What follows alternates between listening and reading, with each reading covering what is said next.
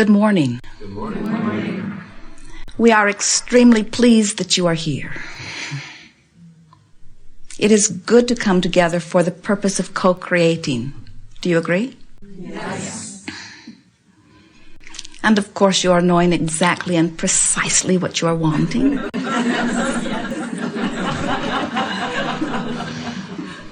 And you are fantastically enthralled with all of those unfulfilled desires, yes? We always like to throw that in early, because when you reach the place that you can say and really mean, I have unfulfilled desires and I feel great about it, then you've stepped back into the shoes of who you really are. Then you've stepped back into the awareness that you bring from non-physical. Then you remember that you are, that we are, that you are, that we are eternal beings, and that we never get it done, and that it is all about the journey, that it has never been about getting to some fulfilled manifestation or to some destination, that the destinations, the goals, the desires, they all exist to give us all something to focus toward, a summoning point, so to speak, so that you can be the vortex through which the energy that creates worlds flows. Sometimes you stand in a place where there is something that you really, really want, and the reason you know you want it so much is because it's missing. And so you speak words, I want it, I desire it. You write goals, you plan for it, you think you are expecting it, you would like to expect it, but without even meaning to, instead of being a vibrational match to the vibrational essence of your desire, instead, you're so fixated on the absence of it that you've achieved vibrational alignment with the absence of the very thing you want. So, when you are in vibrational harmony with the absence of something that you want cannot come to you, because law of attraction says you must have like frequencies. You understand that with radios. You don't set your tuner on 98 and expect to get 6:30 a.m. You understand that the frequencies have to match up, and the same thing is true in this vibrational universe. Maybe what throws you off is that you are so manifested. You are so physically focused. You are so flesh, blood, and bone. There's so much to bang around with. And so you forget that you are vibrational beings. You think that you are physically fleshy, bony beings. And you are that, and you are beautiful, we must say. But you are vibrational beings far more than anything else. And so when you begin to understand the vibrational essence of that which you are, then you begin to take control of your own experience. And most importantly, you begin to have more fun in the process. You have guidance, constant, in the form of emotions. And the thing that is so wonderful about the emotions that you feel is that they indicate your vibrational frequency. Your emotions indicate your alignment with source energy. They really indicate only one thing, and that's your connection to source. The more connected you are, the better you feel. The more you've pinched it off, the worse you feel. And you can't really pinch it off. In other words, you cannot disconnect from that which is your source.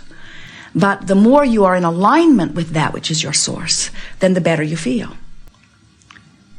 Do you believe that?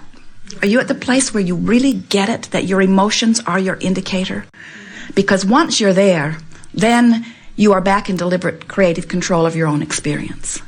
We've been calling this gathering for some time the science of deliberate creation. But recently we've laid over the top of that a newer, softer, more user-friendly title. We are calling it the art of allowing, because when we call it the science of deliberate creation, your thoughts frighten you. When we say you get what you think about, you say, oh no. I'm afraid of what I've been thinking about. But when we call it the art of allowing, you relax a little bit more, because what the art of allowing really means is, here it is, first time said in this powerful and unique way. The art of allowing means sensing the way I feel and choosing thoughts that feel as good as I can feel from where I am, and therefore allowing the best connection possible for me in this moment with my source. Now, we put some qualifying words in there, and the qualifying words were to feel as good as I can from where I am. Powerful teacher, not long ago, Joseph Campbell, said to you, follow your bliss. And we think those are the best words that any teacher ever offered, because if you can follow your bliss, you will align with who you are, you will fulfill your purpose for being, your energy of source will flow through you constantly, you will thrive in all ways. If you could be in a vibrational alignment with what feels like bliss to you, you have it. Follow your bliss is the epitome of the art of allowing. But law of attraction says, if you're in the mode of depression, you don't have access to bliss. You can't even get a whiff of the vibration of bliss. Even if you are in frustration, you cannot follow your bliss. In other words, the trail's too cold.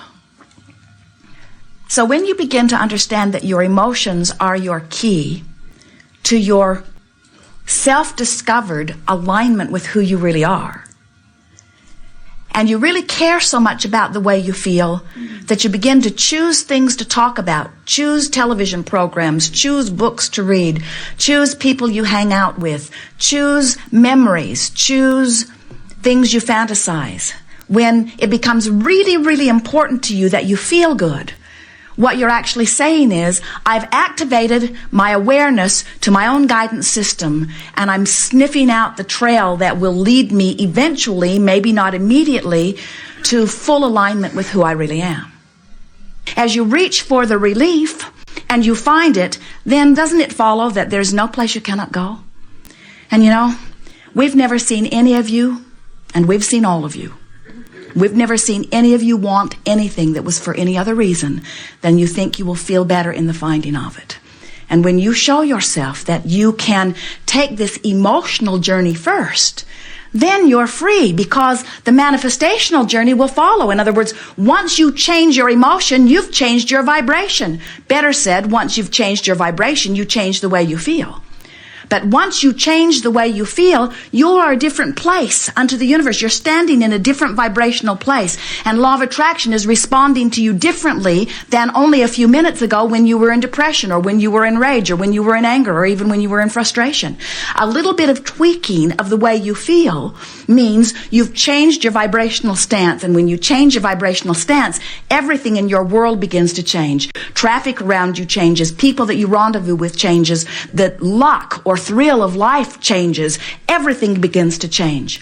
From our viewpoint, we have a sort of aerial view. It's like we see all of this stuff lined up outside your door. And here you are beating the drum of something that you do not want, not even realizing that you're doing it. Where when you deliberately start beating a little better feeling drum and a little better feeling drum and a little better feeling drum, what begins to happen is all kinds of things that you have been wanting, you now begin to allow into your experience. There is only a stream of well-being that flows, that's all. There is no source of evil. You can disallow the well-being. There is no source of sickness. You can disallow the wellness. In other words, the stream of well-being flows. And as you practice feeling good, but then something really important has to click in. Maybe it will today for you. Maybe it'll take longer.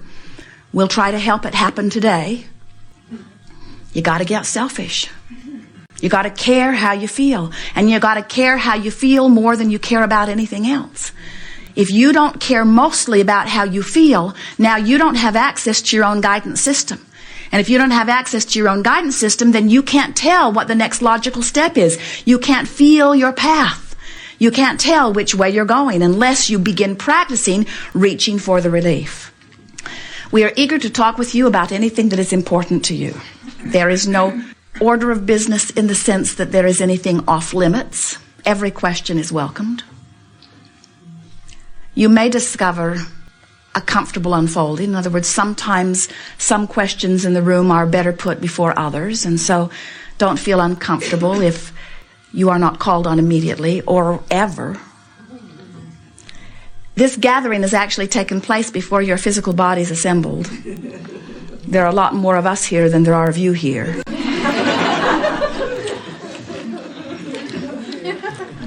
Great group. For some reason, a lot of interest here.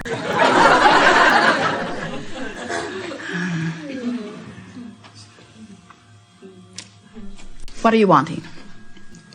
On the aisle right here, then there.